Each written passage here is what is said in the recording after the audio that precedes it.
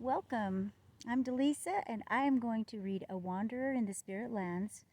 by Franchezzo, Chapter 5. The time came at last for me to leave the House of Hope and go forth, strong in the lessons I had learned there, to work out my atonement on the earth plane and in those lower spheres to which my earthly life had sunk me. 8 or 9 months had elapsed since I had died, and I had grown strong and vigorous once more. I could move freely over the great sphere of the earth plane. My sight and my other senses were so far developed that I could see and hear and speak clearly. The light around me now was that of a faint twilight, or when the night first begins to dawn into the day. To my eyes, so long accustomed to the darkness, this dull light was very welcome, though after a time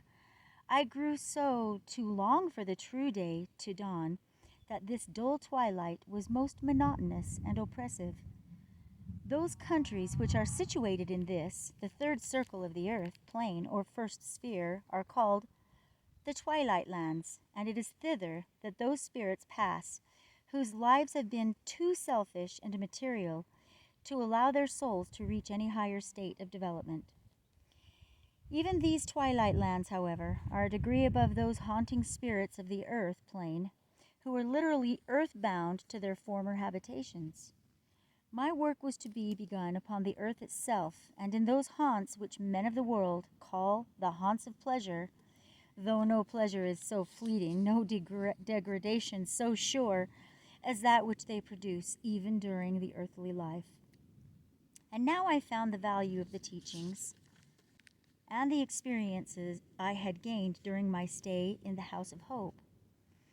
Temptations that might once have seemed such to me were such no longer. I knew the satisfaction such pleasures give, and the cost at which alone they can be bought. And thus, in controlling a mortal as I often had to do, I was proof against the temptation such control offered, of using his body for my own gratification.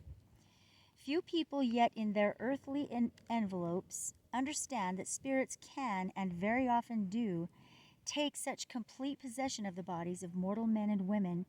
that for the time it is as though that earth body belonged to the disembodied and not the embodied spirit. Many cases of so-called temporary madness are due to the controlling power of very low spirits of evil desires or frivolous minds, who are, through the weakness of will or other causes, put into complete rapport with the embodied spirit whose body they seek to use. Amongst many ancient races this fact was acknowledged and studied, as well as many branches of the occult sciences, which we of the 19th century have grown too wise, forsooth, to look into, even to discover, if we can, those germs of truth with which all ages have been blessed, and which are worth disinterring from the mass of rubbish in which succeeding generations of men have buried them.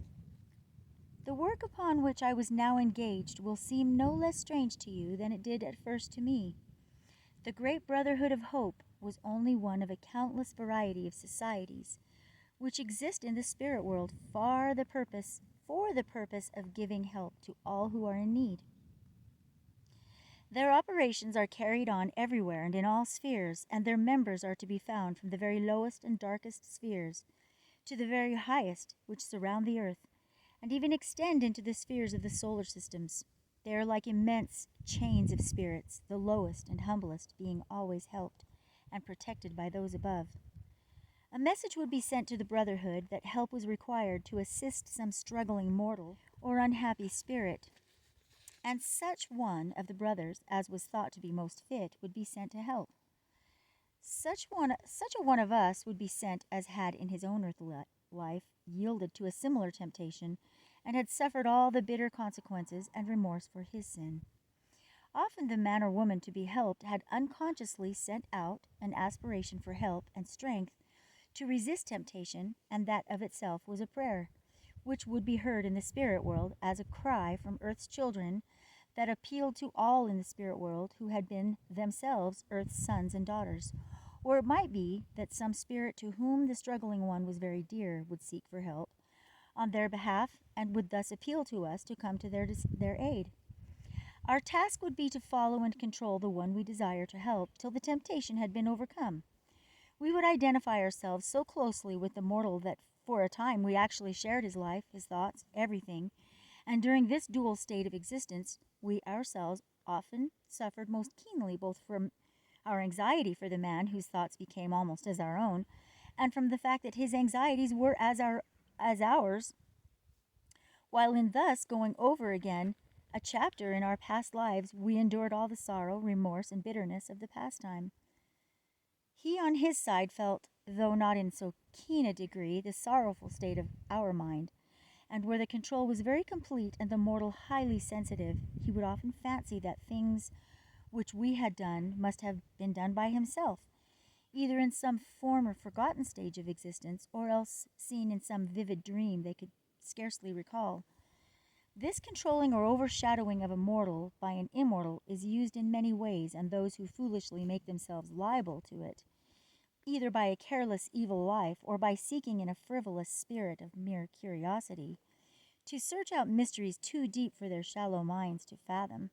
often find to their cost that the low spirits who haunt the earth plane, and even those from much lower spheres, can often obtain so great a hold over a mortal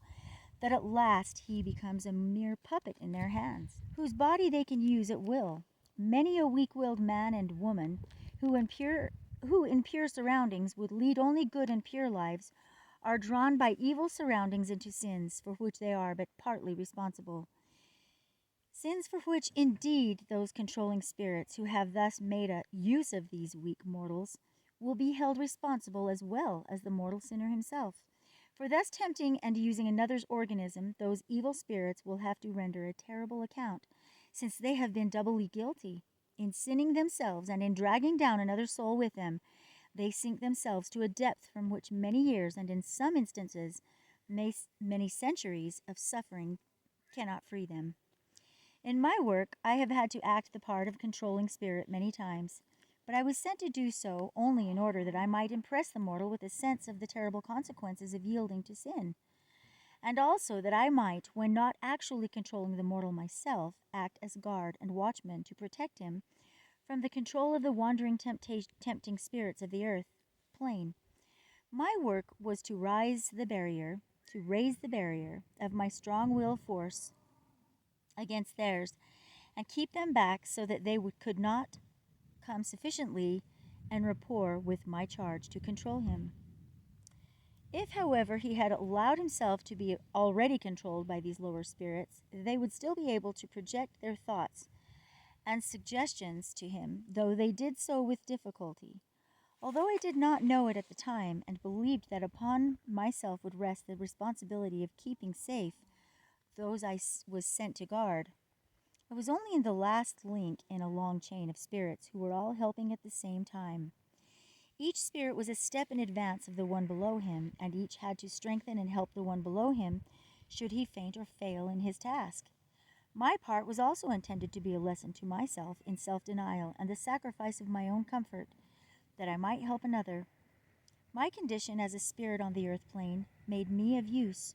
seeing that I could oppose a material force of will against those tempting spirits in an atmosphere where a more refined spirit would have been unable to penetrate,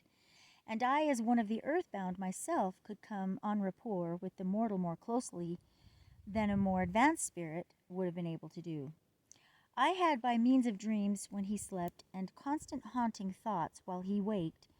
to impress upon the mind of the man I controlled what my experience had been, to make him feel all the terrible sufferings of remorse and fear, all the loathing of himself through which I had passed, and through which I passed again in bitter agony of soul, while thus recalling them. All my feelings were transferred to his mind, till he might truly have said he was haunted by all the terrible possibilities of his meditated sins. Over this particular phase of my experiences I shall not dwell longer now, since it is one familiar to many on this side of life. I will but say that I return from my mission with a consciousness that I had saved many others from the pitfalls into which I had fallen, and thereby had atoned in part for my own sins. Several times was I sent upon such missions, and each time returned successful. And here I must pause to say that if my progress in the spirit world had been so rapid as to surprise most who knew of my first condition on entering it, and if I again and again resisted all the temptations that befell me, the credit is not so much due to myself as to the wonderful help and comfort that was given to me by the constant and unvarying love of her who was indeed my good angel, and whose image ever came between me and all harm. When all others might have pleaded to me in vain, I ever hearkened to her voice, and turned aside. When I was not helping someone yet in the earth body, I was sent to work amongst the unhappy spirits of the earth plane, who were still wandering in its darkness, even as I had at first done. And to them I went, as one of the great brotherhood of hope, bearing in my hand the tiny star-like light, which is the symbol of that order.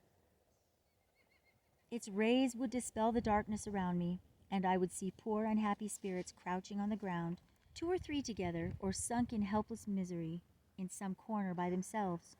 too hopeless, too unhappy to heed anything. To them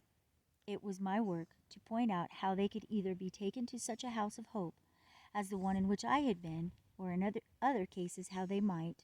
by trying to help others around them, help themselves and earn the gratitude of those who were even more helpless than themselves.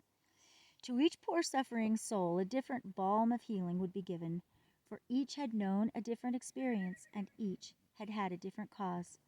for his sins. End of chapter 5.